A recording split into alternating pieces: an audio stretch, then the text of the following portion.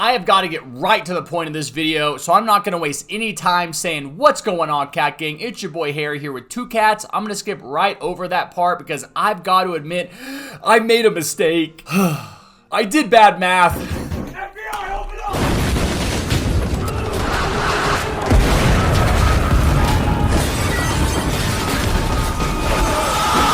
up! Great, now I have math PTSD.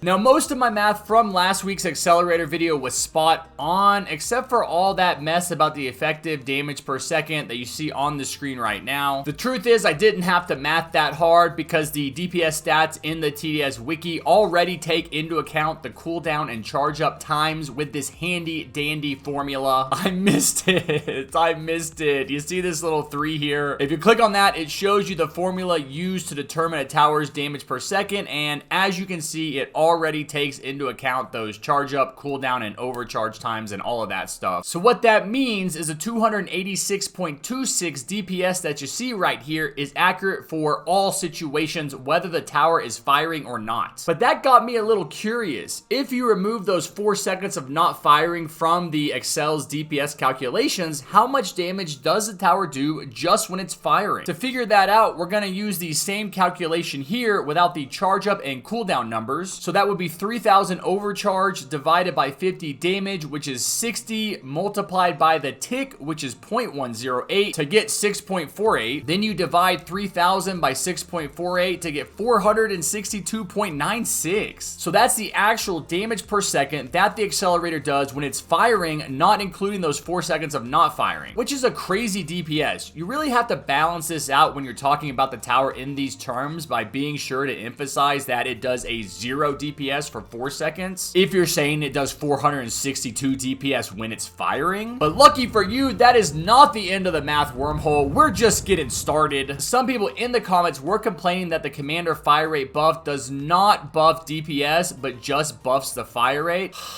I know that, but guess what determines DPS? The fire rate. So if the fire rate gets a bump, the DPS gets a bump. But okay, I'll entertain that. The question now is, how far off am I with my max level DPS calculation when I apply the commander's fire rate buff to the DPS as opposed to just the fire rate? All right, now let's go ahead and pull out our pencil and paper to recalculate this math. Now remember, from last week I found that the commander's call to arms ability would buff the Excel's max level DPS from 286 to 443. I found this by multiplying 286 by the commander buff percentage, 55%, which is expressed numerically as 0.55, to find out that it gives the tower an additional 157 damage per second. Then I added that number to the original DPS to get the final DPS of 443. So what I'm going to be doing here that's new is using this formula to apply the call to arms buff to just the fire rate and not the overall damage per second. To do that, I multiply the max level Excel's fire rate, which is 0.108 by 0.55 to get the fire rate increase of 0.0594. Then I have to subtract that number from the original fire rate to get the new commander boosted fire rate, which is 0.0486. Now remember, as the fire rate goes down, a tower shoots faster. So a tower that has a fire rate of 0.0486 is going to shoot faster than a tower that has a fire rate of 0.108. Okay, now I'm going to plug that 0.0486 into this original formula and commit order of operations. Hold on a second. Have y'all learned order of operations yet? I mean, I know that most of y'all are 8 years old, so I'll just go ahead and tell you about it. When you're solving an equation, you're going to do the parentheses first and move through multiplying and dividing first from left to right, and then you're going to do any adding or subtracting. So here we're going to divide 3,000 by 50 to get 60. Then we multiply 60 by 0.0486 to get 2.43. Then we add 2 plus 2 plus 2.43 to get 6.43. Then we divide 3,000 by 6.43 to get a final commander boosted fire rate of 433.78. This is the truest finalist answer for how much damage a max level accelerator does while boosted by the commander's call to arms ability. Oh, I hope you people are happy for making me do all that math. Are you happy, kitty? Are you happy, kitty? And now I can officially say that you don't gotta do all that work because this number is is almost exactly the same as the number I got by multiplying 286 by 0.55 and adding that number to 286, which came out to be 443. So finally, this allows me to get back to the last part of last week's video where I was calculating how much DPS a group of 8 max level accelerators could do. Using these new numbers, we can see that if they're boosted by the commander ability, which would be 433.78 times 8, which equals 3,470.24. And because we now know for sure that the number includes the cooldown and charge up times, we can see that this tower is even more powerful than I originally thought. Now comes the fun part. Let's use this new math to find out how long it would take a group of 8 max level accelerators to kill the Gravedigger. We go ahead and divide 40,000 by 3,470 to see that it would only take 11.5 seconds. My old math said it would take 18 seconds. Let's go! And taking that math to the Void Reaver, we would divide 1.2 million by 3,470 to get 345 seconds, which is only 5 minutes and 45 seconds and not the 9 minutes which I said last time. But of course, in hardcore mode, you'd have 2 teammates. So divide that number by 3 to see that it would take 24 max level excels with the commander call to arms boost, only 1 minute and 55 seconds to kill the Void Reaver. Now, if you thought that was all the math, you are wrong.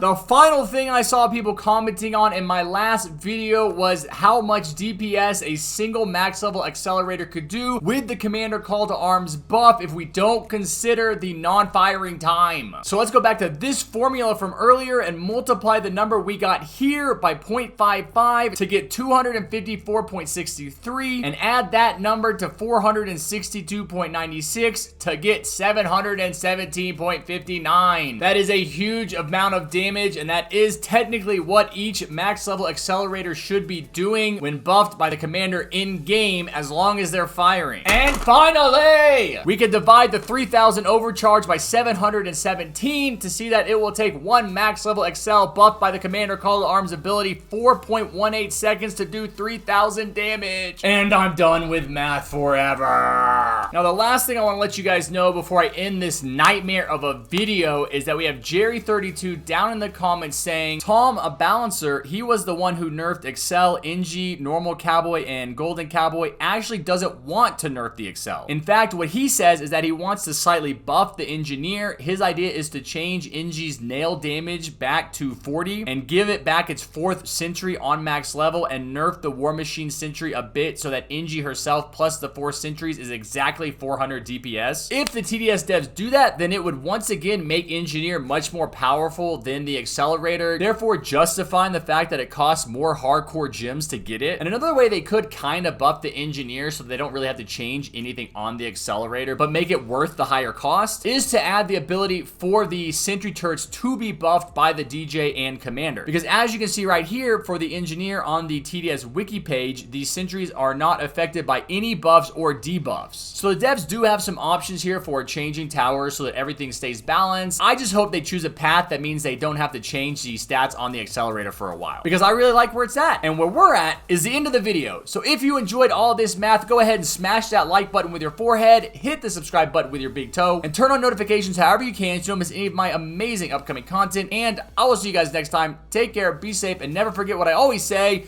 peace!